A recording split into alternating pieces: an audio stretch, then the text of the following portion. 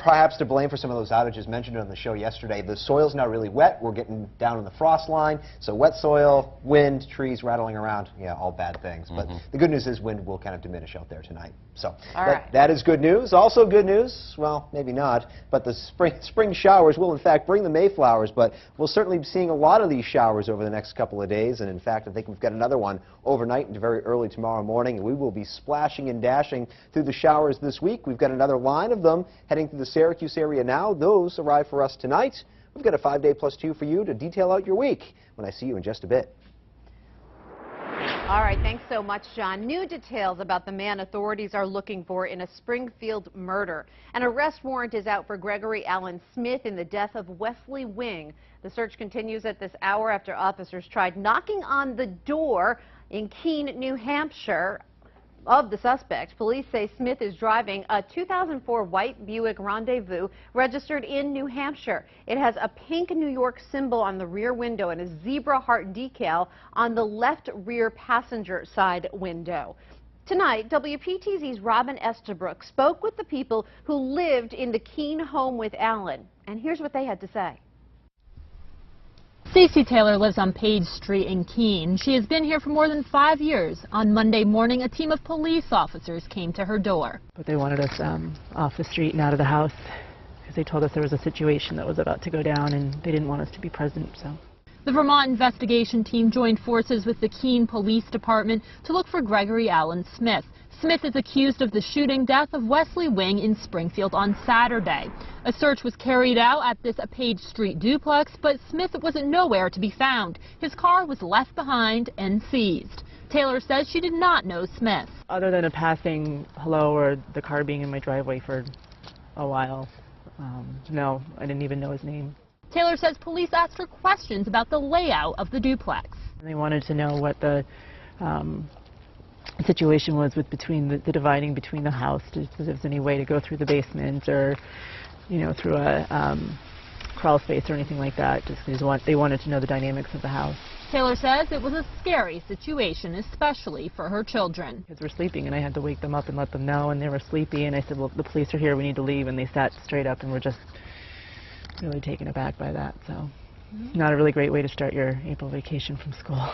In Keene, Robin Estabrook, WPTZ News Channel 5. Well, for the latest on this story, stay with WPTZ, both on air and online, or on your mobile device. In the meantime, check our website for past coverage, WPTZ.com.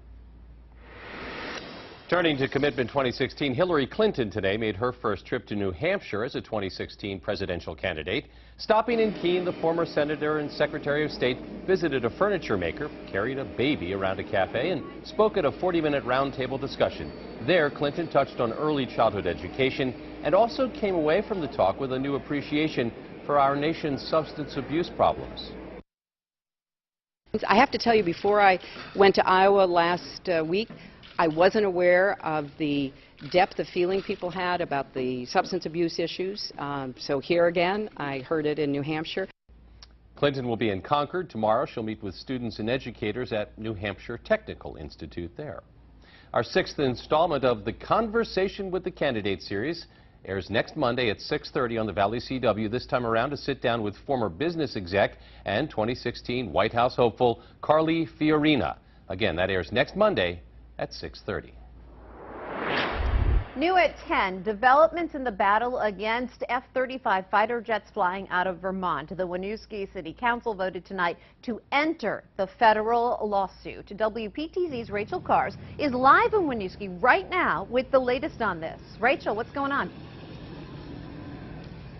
Steph, the Winooski City Council voted tonight to hire its own legal counsel as it enters the federal lawsuit against the Air Force. On town meeting day in March, Winooski residents voted for the city to enter a lawsuit to keep F-35 fighter jets out of the area. Monday, the council listened to an array of public feedback before making its decision in agreement with the voters to support the suit. Those against the F-35s moving to town say the fighter jets will bring lots of noise and affect community safety. The city weighed the option of hiring the lawyer behind the lawsuit, James DeMont, before electing to hire its own counsel. Several council members stressed the importance of having the city's best interest in mind, something JBIC President Frank Coffey says is unnecessary. Disappointed with the outcome. I really did not see it necessary for Winooski to join in on the lawsuit because I think the concerns of Winooski were going to be addressed in the environmental impact statement process of mitigation once the plane is based here. Very proud that they took these steps so that we could find the truth out. This has all kinds of implications for Winooski's future. Our rights under the law is to have that due process, and I'm really glad that there was a consensus by the City Council that they agree. I'm really excited. Those against the Jets say it's a big win. Part of the council's decision tonight caps spending on the lawsuit at $7,500. Now, if it goes more expensive than that, they'll go back to the City Council for approval. Live in Winooski, Rachel Kars, WPTZ News Channel 5. Also new at 10, a Saranac